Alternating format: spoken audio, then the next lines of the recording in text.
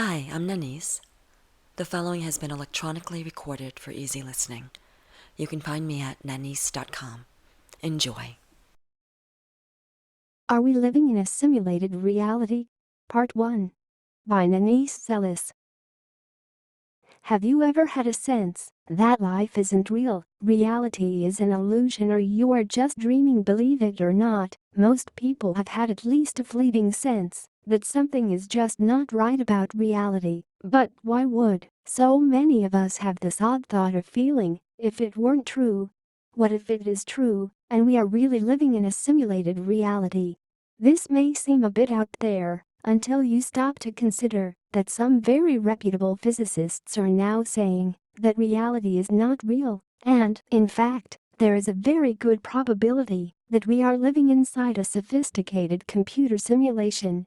Of course, the simulated universe theory isn't yet widely accepted. However, most quantum physicists agree that the nature of reality operates according to mathematics, and, for all intents and purposes, the entire universe can be summed up or explained digitally.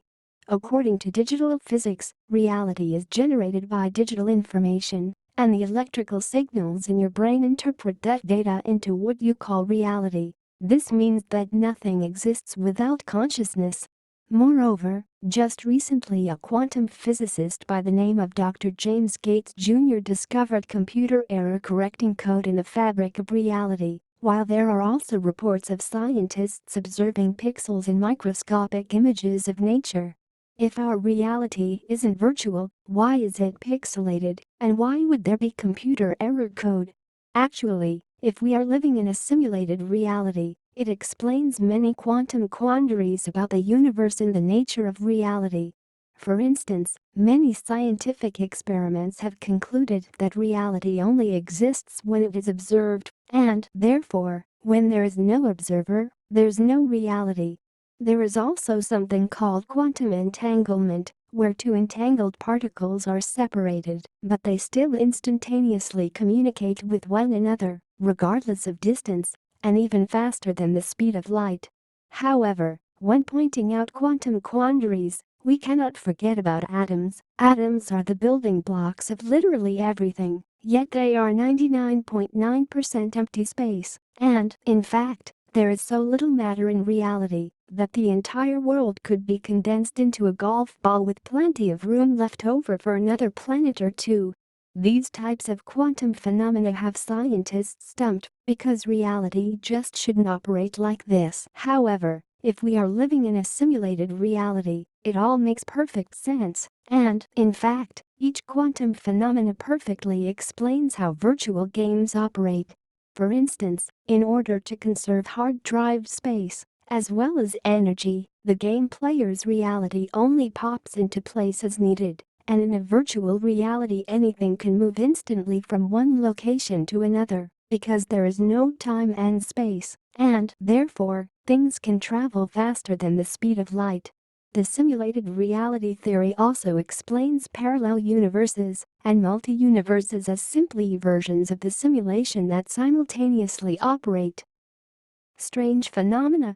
Furthermore, if we are living in a simulated reality, it also explains certain non-scientific phenomena. Deja vu, ghosts and other paranormal activity could be glitches in the program. Psychic ability and intuition could simply be the result of accessing information within the program. Reincarnation could be pre-programmed memories, or past life memories could be alternate running simulations.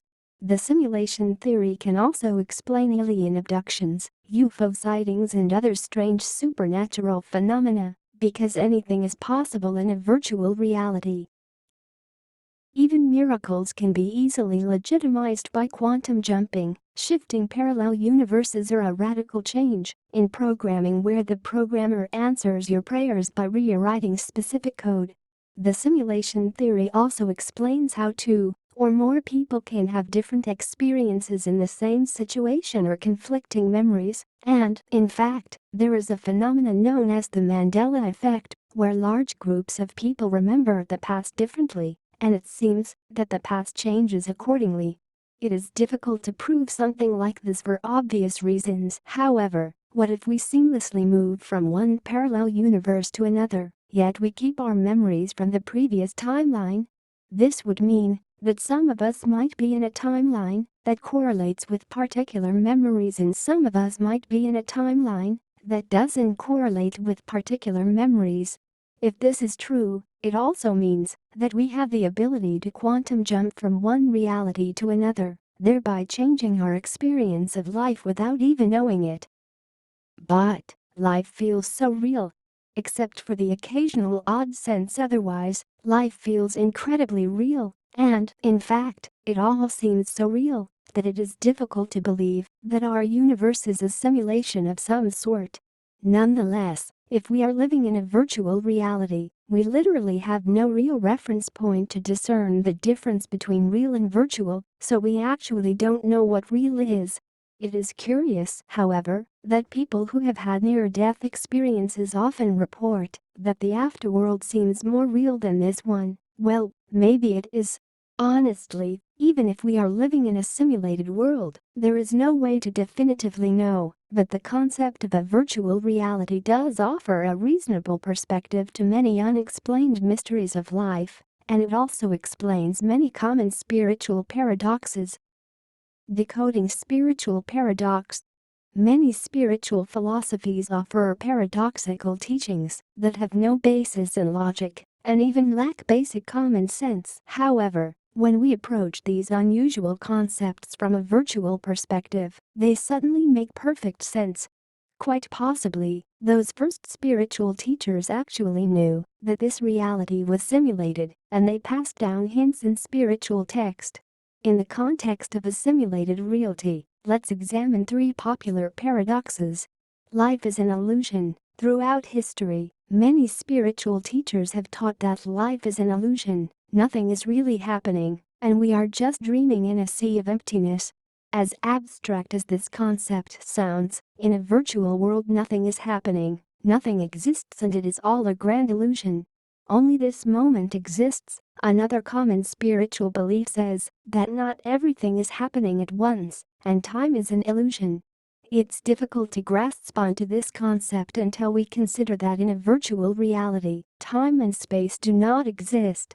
Only this moment can be experienced because virtual life fills in around us as we move from place to place, and reality doesn't pop into position until it needs to. We are all one. Most spiritual philosophies agree that we are all connected, and, in fact, we are all one.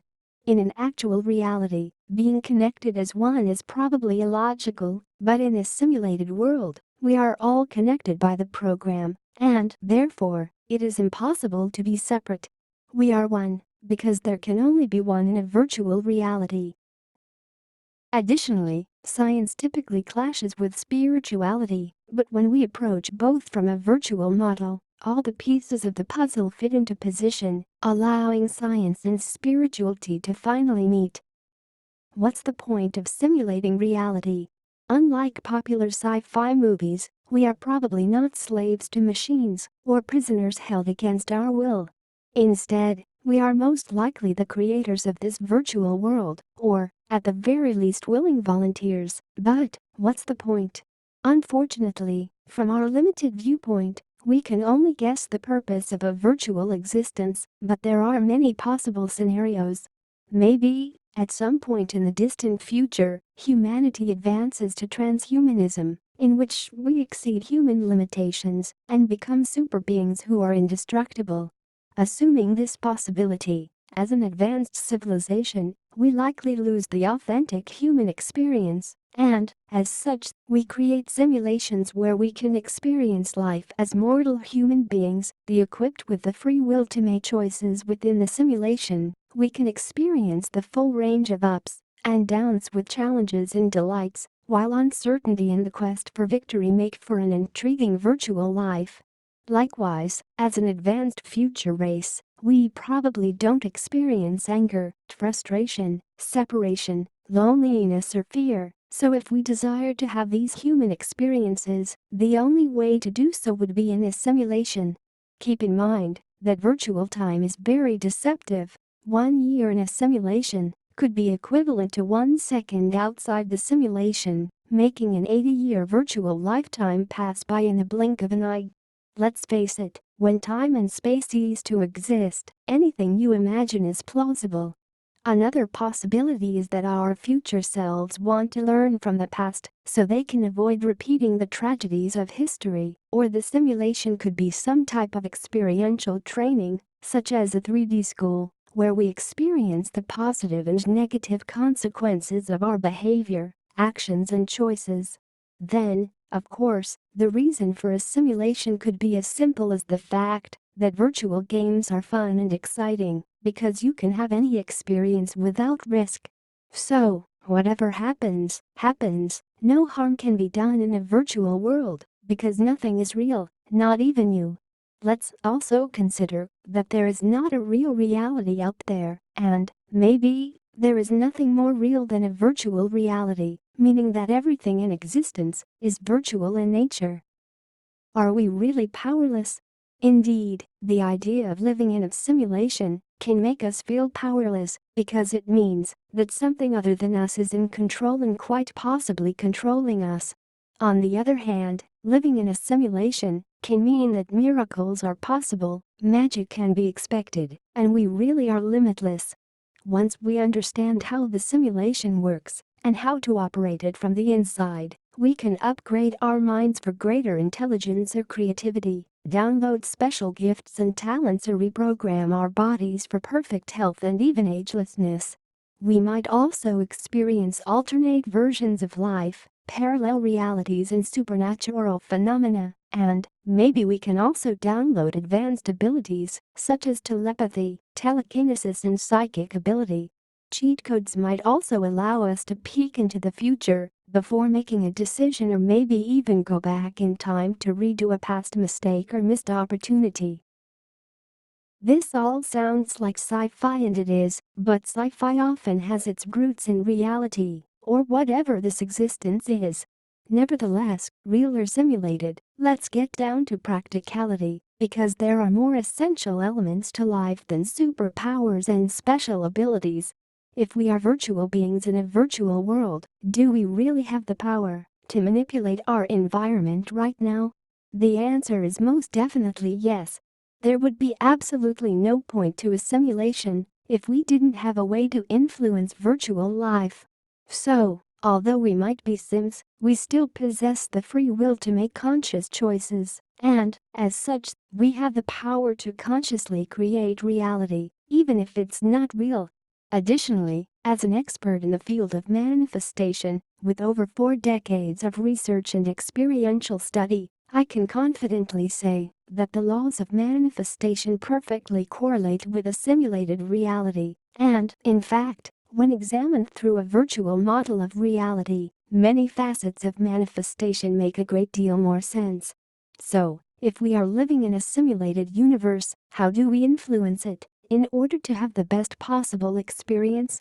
Firstly, you need to understand that you are playing the game of life, and, secondly, you must clearly comprehend the underlying dynamics of this virtual game so that you know exactly how to play it. In part 2 of this article, entitled The Game of Life and How to Play It, we will explore the complex dynamics of living in a simulated reality, and you will learn how to consciously create the life of your dreams. You are loved, you are light, and all is well. In grace, love and gratitude, Nanice.